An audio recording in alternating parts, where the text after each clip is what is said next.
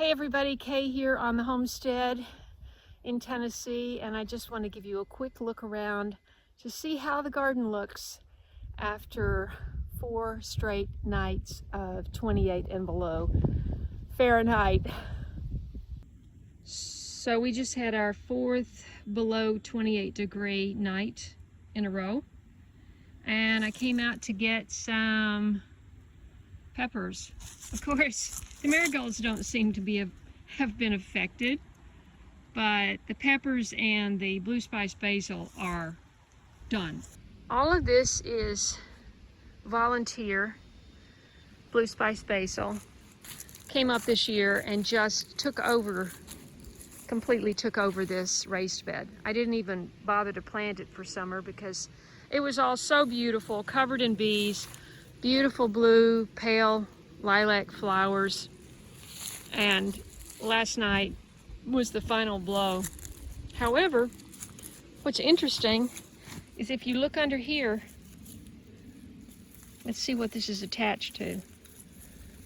Okay, so this is a branch of the same plant as this. This is just all dried stuff. But this branch, I guess because it was underneath, was protected. The leaves are still fresh and so are the flowers, what's left of the flower. And since it was volunteer, I haven't really been watering it. It was an out of control bed that I just ignored.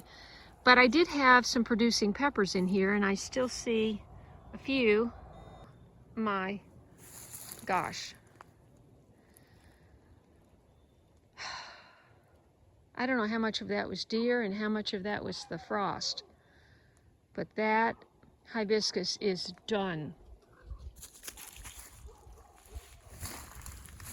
The fig is not quite done, but it's not far behind.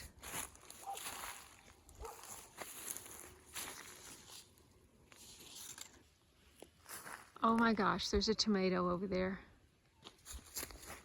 Hi. Are you wondering? I put everybody inside. Everybody's already inside but you. Look what I just discovered here. And these are sticking out. And they're actually, well, they're a little crumbled, a little rotten, a little too soft. Yeah.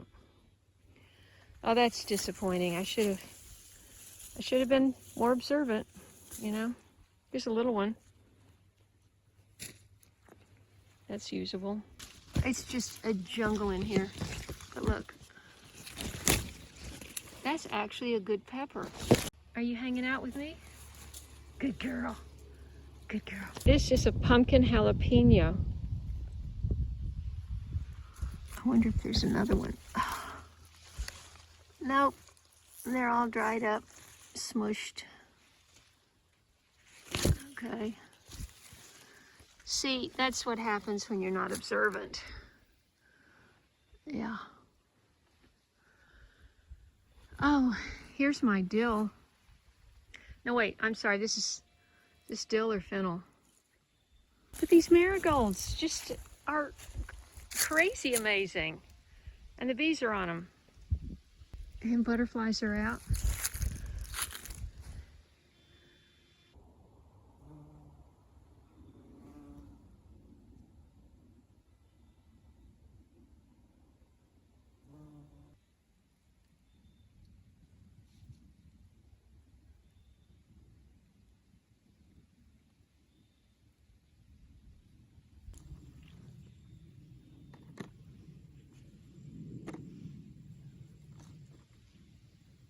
But it seems to me it's got a better chance inside than out since it's freezing again tonight.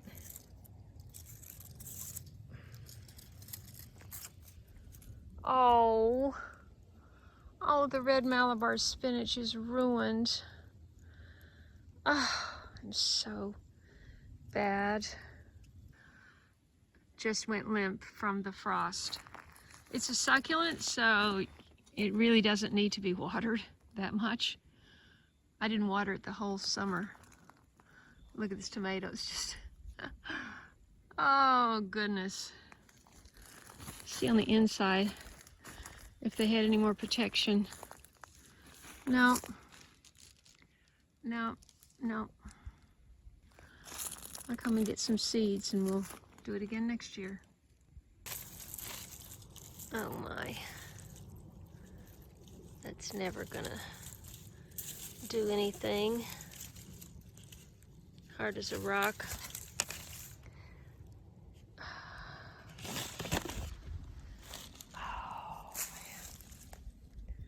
Oh, every one of these leaves just feels like tissue paper. Normally they're thick and buoyant. Thank you, BJ. Let's check out the cranberry hibiscus. Ooh, same story. Took a beating. No, that is not going to produce any flowers or leaves. It's all just gone. That canna actually looks good. It's kind of protected down there, but it's not going to bloom at this point. All right, got some dandelion down there.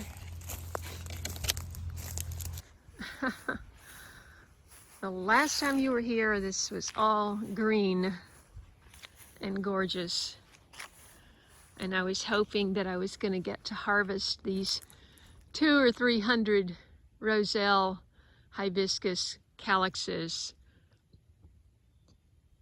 but the weather had other plans. Ugh, they're just mushy now. Okay. Better luck next year. Wow. I can't even believe it. Surprisingly, well, actually, mums do well in the cold, and so do aster. Hey, what do you think? What do you think about the frost? What do you see? What do you see? This is where I had the butterfly. Now the Sheffield mum is starting to bloom. Absolutely stunning. It's in a pot. I really should get some water on this. Oh, that's dry. And this one's in ground, and I don't know the name of it, but it's just lovely. But this aster, I've never seen anything like this aster. I've never grown anything quite like it. Although, I gotta say, my aster in LA was pretty impressive. It's a butterfly. It's not a monarch, but something. The lavender is, well, these are dead. You know what? I wonder if I could keep those for seeds.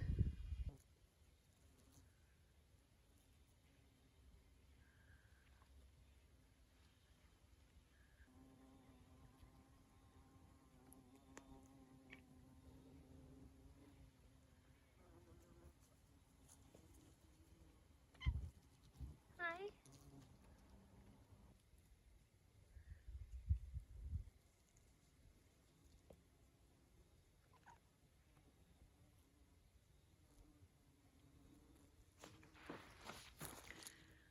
Better leave those bees alone. Remember how the zinnias looked in the last video with the monarch? Well, they look like they've been torched. This whole garden does. I'm gonna, wow. I've already collected a lot of seeds, so I'm not gonna worry about it. They'll drop where they drop. Some of the cosmos blooms, it's hard to believe that they're still alive. Most of the zinnias are just torched. This is the Sweet Annie. Let's take a whiff. Oh, wow. I'm going to take some branches of this in the house on the way back. Let's head down and see if we've got any peppers in the lower garden.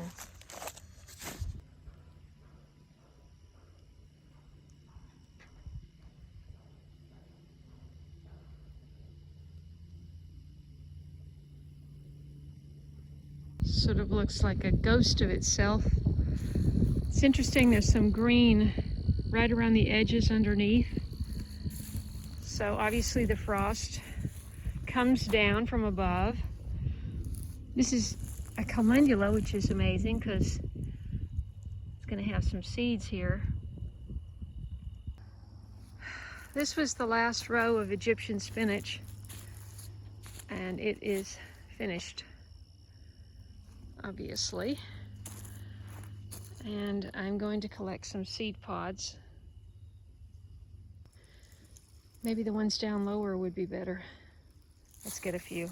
I picked up some seed pods. There's a lot of seed in each one. Some I saw mildew, so I tried to avoid that, but we'll see if the seed is good. Hopefully the blue spice basil has dropped a lot of seed, and I'm going to get a lot of seedlings popping up. Because I did not get down here and save seed. So you got 1, 2, 3 right here. Okay, cool. Where's Spot? You remember that book, Where's Spot? Yeah.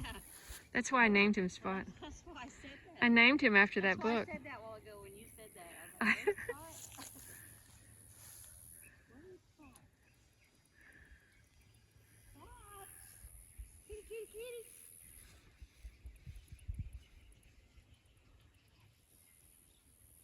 The cats make a chirping sound when they're trying to catch a butterfly. It's funny. I got bees and butterflies all over this thing. That one, that's our nemesis though. That's a cabbage moth. Yeah. Cabbage moth doesn't get the same respect in my garden as bees. You can identify it so other people know what a cabbage moth looks like. So I'm back, and thanks so much for going on the tour with me. I didn't plan to make a tour, and I got out and I go, gosh, my audience has to see this disaster. Which is natural. I mean, it's natural to expect your garden to be fried to a crisp after 4 nights of frost, but it's a shock actually. But what I got was, I brought back, and I'll see if this is a good one or if the other ones look better, but I kept these in my house the whole past year, and they were so fragrant. And I just made an arrangement out of the flower spikes. The only thing green down there was the anise hyssop. I brought some of that. I'm gonna see if I can dry it.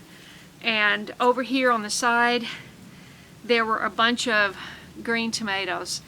Almost everything, I mean, it had other tomatoes and they were all mush from the frost. So I went ahead and took them off even though they're hard green. I'm gonna put them in a bag with another piece of fruit, an apple or something, and see if they ripen up.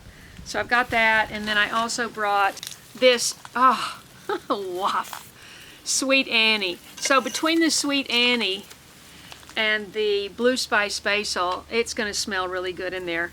Anyway, thank you for following my journey here. I hope it's interesting to you. I hope you want to subscribe and click the bell for notifications. Scroll down and click all so you won't miss anything. And I look forward to seeing you in the next video.